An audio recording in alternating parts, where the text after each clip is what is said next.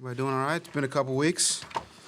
I would say a challenging couple weeks for us. Obviously, a couple tough losses against some really good teams, and really credit to both Detroit and the Rams. I thought they played really well, made more plays than we did,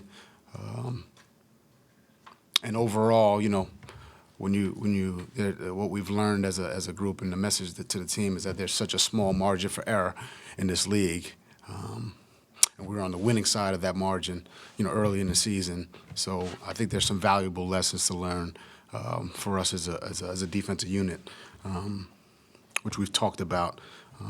But definitely excited to get back to U.S. Bank this weekend, on a Sunday night against another tough opponent, and get back to it. I think the guys are ready. After a little bit of a long weekend, recharge the battery. I was at 6 basketball games on Saturday morning, Shakopee tournament. So recharge the battery there. And yeah, it was a good weekend. But yeah, definitely ready to get back to coaching these guys up. Still really excited about what we have in front of us, and looking forward to this weekend. Brian, what are some of the valuable lessons that you're talking about, that you're talking to the guys about? Yeah. What a small margin for error there is in this league. So, for instance, in the Rams game, there were several penalties that showed up that extended drives, and when you give a good team more opportunities, good quarterback, good receivers, good backs, good coordinator, good team, more opportunities gives them more opportunities or more chances to capitalize, and that's what they did. That's what good teams do. So, we have to limit the penalties. I talk to our guys about, the my bad plays. If you say my bad and you say my bad and you say my bad and you say my bad, you end up with 7 to 10 my bad plays, or that could be better. We just got to, clean up the. And look, I'm not saying people have to play perfect, but and I tell them that all the time. We don't have to play perfect, but we got to play good. And what that means is, doing the routine things, from an alignment standpoint, from an assignment standpoint, things that are, not. Look, we ask them to do some difficult things. Whether it's, look, we play in a check system, as you guys know. Hey, we're going to check to this versus this formation, check to that versus that formation. They give us this, we'll do this. Those aren't the things that showed up in the game. It's, an alignment here, or a basic communication, and we just gotta, clean those things up. And look, when you win, the mistakes are minimized. When you lose, they're magnified, but the mistakes are always there. And right now they're magnified, and they should be. And we've got to, because of that small margin for error, we've got to, continue to, improve, these little details. And I think once we do those things, we'll play the type of football we want to play. Does losing at all help? You talk about mistakes being minimized when you win. Does losing help you kind of have a platform to reinforce those to players? It's not the platform you want. And look, we talk about, I don't even call them the mistakes. They're just a winning brand of football. We talk about those, win or loss. How it's received can be a little bit different after a win versus a loss. But we got a good group. It's important to them. They want to do it right. They want the schematics that call for a high football IQ from each one of them individually and collectively as a group. And again, there's a small margin for error. I can't, that's really the one thing, in this league. You talk about parity, you talk about good players, good coaches, really across the board. And we're going to see that again this weekend. So those little, the minutia within the details are the things that are really important. and there's a discipline to getting those things right over and over and over and over again. And it can become monotonous to set an edge over and over and over again when hey, if I jump inside, I can make a play, or any technique or fundamental relative to a player's position. Those are things we just got to get done over and over and over again. Well, were there any common threads to the lack of pressure on Matthew? Like they had him pretty well protected for a good part of that game. I think they did a really good job. I think you got to give them credit. I talked about Sean last. I wasn't with you guys. I was in the production meeting. He's done a fantastic job for a long time. So a combination of them. Playing really well. I mean, for me, it's, I'm always going to look at myself first and say, hey, man, we could have done, one or two other things that could have made it a little bit harder for them. And, I've got to be better. But, I'll start with them first. They did a great job. Brian, you mentioned the check system that you play. How much has not having Blake in there contributed? I think Ivan's gone in there and done a really nice job. Ivan's been in there, Kamu's been in there. We played Ginkle in there a little bit. Obviously, Blake's a big loss. He's does a great job, but we really have the kind of the next man up mentality, and I think the guys who've stepped in have played well. But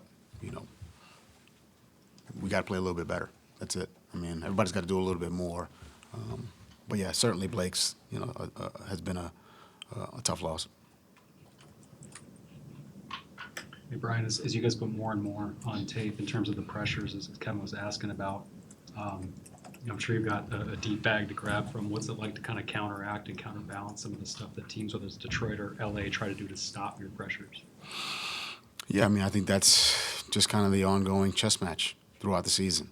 So, and I think it's how much do you add within a week? They're ready for this. What players do you have available? I think all those things kind of come into play when you kind of go into the, hey, we did this for these, 4 or 5 weeks. Now we have to move on to this. But there are always some other, situations or scenarios that show up. Player availability, short week. You know what I mean? All those things kind of play into it. So, I think, our staff does a great job. They're up there right now, coming up with a few things for this week. They do a great job, and there's some back and forth from a dialogue standpoint. What can we handle? What's too much? What's too little?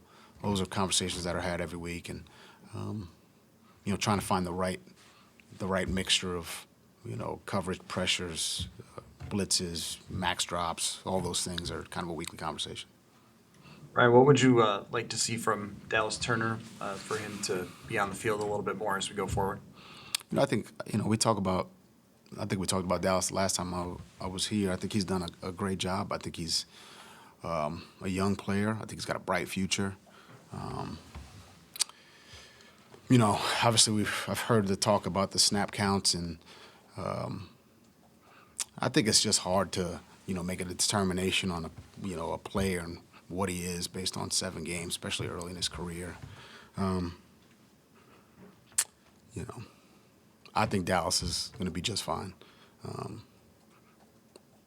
I think everybody kind of wants everything right now, and I'm sure he does too. Like he wants to be out there, and we'll do it. We'll get him out there. But I last night I'm watching Cam Hayward. They played last night against, who was it? The Giants. They played the Jets the week before, so I was thinking Jets. And I remember talking to Cam, just a couple of years ago about his first couple of years. And if you guys didn't know this, he didn't. This guy's a future Hall of Famer. He didn't play very much his first 2 years in the league. He was sitting behind some really good players. It made me think of Dallas, who's also, in a room with a lot of good players. And what he talked about was it was great to learn from that group, to, be a sponge and, hear about the adjustments in the game and hear about the techniques you're going to use against that player versus that player. And he took in all that information. And when he got out there, he made the most of his opportunities. It wasn't as much as he wanted, but I think it ended up pretty good for him. He's I'm sorry. no, go ahead. Where the leverage point is, like, how much of it is because he's behind some really good, productive players right now, and how much is that he needs some time to figure stuff out? I would say he's in a room that's got some really good, productive players. I think we're going to get him in a little bit more, certainly. But he's in a deep room. Dallas Turner's a good player. I'll say that. Players were talking about similarities between how the Lions and Rams had attacked, just in terms of the game plans, protection over the middle stuff. Is it too much ado about nothing in terms of that, in terms of only so many offenses can do what they did? Or do you feel like there's a theme that other teams are going to try and copy moving forward? I think it's a copycat league, certainly. Things that worked, I think if they have it in their offense, which most teams have, some version of it in their offense, I think then it's, what do we do to counter that? What do we do to make something look the same and maybe bait them in the, a throw or a run or, something like that. So I think that's the back and forth of in the National Football League, and kind of the chess match of preparation on both sides. And that's why we're in it. That's why we're in it. When you guys see more hurry up the last couple of weeks, how does that affect the check system in terms of just being able to react pretty quickly?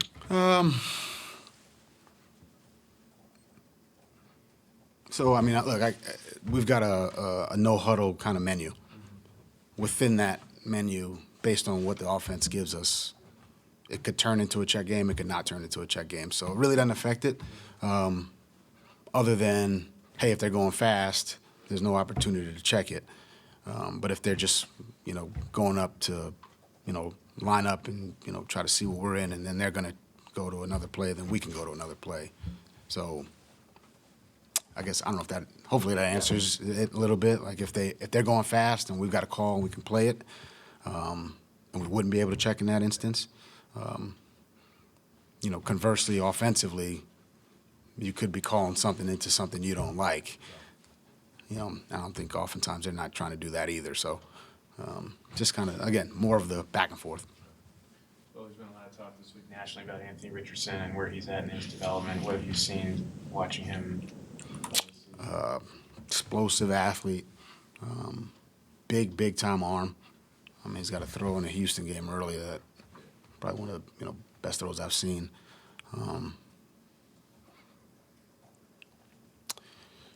Look, they're in every game. Another 4-4, they could easily won a few more games. So it's right now it's a. It's not just Anthony Richardson. They got good backs. They got good old line. They probably got one of the best backs in the league. They got good receivers. I think Anthony, he's a young player, still trying to find his way to a degree, but still makes a lot of plays. I know there's been a lot of talk about the play where he came out, but did you watch the play? Guy throws a 300-pounder off him. He runs around. I thought it was an incredible play. I got tired watching him, but I think he's a very, very talented young player. He's a dangerous player. On any snap, he could break a couple tackles and go the distance. He's fast. He's got a huge arm. When you talk about QB mobility and off-script plays, that's what he does, and he can keep his team in a game. Even when not every throw is, perfect for him. He still has that explosive playability, which, you have those, you have 2 or 3 of those, and you're in the game. So. seemed like they were pretty vague about whether he'd start this game. How much time do you spend on Joe Flacco? I mean, we always kind of spend some time on the backup. You know, some weeks more than others. Joe's obviously very experienced. There's nothing he hasn't seen. You know, I would say the run game be very different if he's in there. But you know, we'll see when we get out there. This isn't the first week. I mean, this is I forget what other week it was. It was the Green Bay week where it was, say, is it Malik Willis or is it Jordan Love? It's kind of similar to that.